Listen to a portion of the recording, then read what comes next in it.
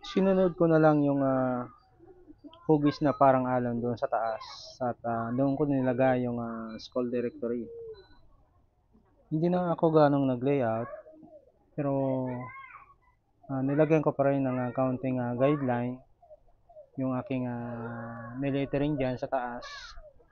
At ang aking ginamit na kulay ay kulay dilaw para makita siya. Kasi dark red po yung background, so kailangan po ay light color ang iyong ile-lettering. Kasi kung dark din, hindi po makikita yung iyong lettering. So kailangan may contrast. So yung dilaw dyan ay hinaluan ko po ng kaunting puti para mas maging light pa siya, para kitang kita siya doon sa iyong background. Subalit, pagka first coating pa lang ng pagle-lettering ay talagang malabnaw na malabnaw pa. Kitang-kita pa yung ilalim. So, ang ginagawa ko dyan ay pinapatungan ko po ng dalawang ulit bawat letra para lumitaw yung kanyang kulay. Kasi kung hindi mo gagawin yun ay pangit ang dating ng iyong lettering kasi kitang-kita pa yung ilalim. Magandang araw ulit mga kapinta. Panibagong araw, panibagong vlog ulit tayo. At welcome po kayo sa aking vlog. Sa wakas ay natuloy din yung aking pag-lettering dito sa Canarom Elementary School. At bago ako pumunta, ang sabi sa akin ng principal ay i-background ko daw ang Canarium obatum. Akala ko po kung ano yung sinasabi niya na Canarium obatum, ito daw po ay pili. Kaya ang ginawa ko ay nag-search ako sa Google at yun nga po ang lumabas, iba't ibang uri ng pili. At iba-iba din yung kanyang scientific name. Itong Canarium obatum ay isa lang po ito sa species ng pili na makikita po dito sa Sorsogon. At ang sabi sa akin ng principal, dito daw po kinuha yung pangalan na Canarom. So kung mapapansin nyo, parang inalis lang po yung letter I, kaya naging Canarom. Bale, nung umaga pa lang ay natapos ko na yung drawing na pili at yung bunga po yung aking unang pinainting po dyan. Pagkatapos ay pinicturean ko at sinend ko po sa principal. Ang sabi niya, i-enhance mo pa, o medyo may kulang pa. Ang sabi niya sa akin ay ilagay mo din yung puno ng pili kasi yung bunga ay very common na yon. Nakikita na yun ng iba.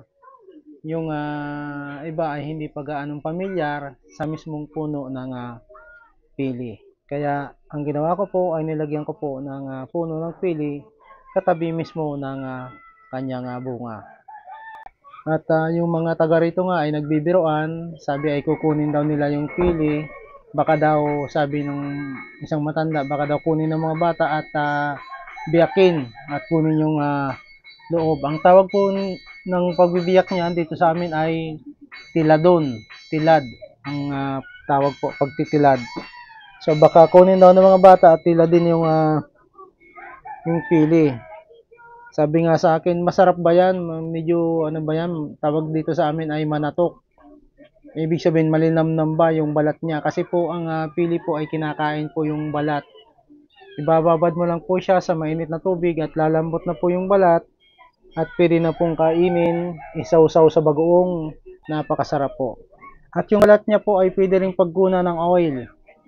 Yung balat niya, kukunin mo, pag malambot na, tapos pipigain, tapos hayaang mag-settle ng siguro mga 24 hours.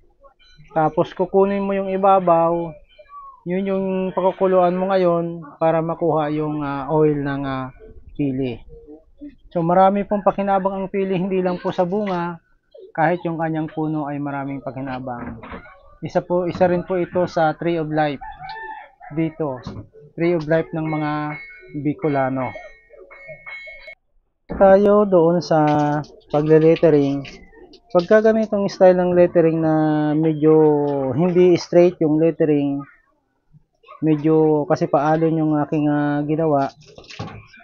Inano ko lang yung parang alon na design ko, sinunod ko lang. Ay kahit hindi mo na siya gawa ng guidelines na talagang susukatin mo yung magkakaparehas dapat yung kapal ng lettering.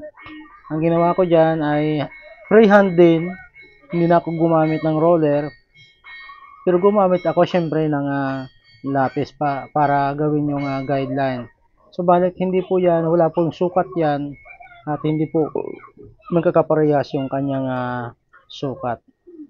Pero maganda pa rin tingnan kahit ganoon kasi kitang-kita mo pa rin yung estilo ko na mayroong kanto. At talagang straight na straight din yung kanyang mga letra.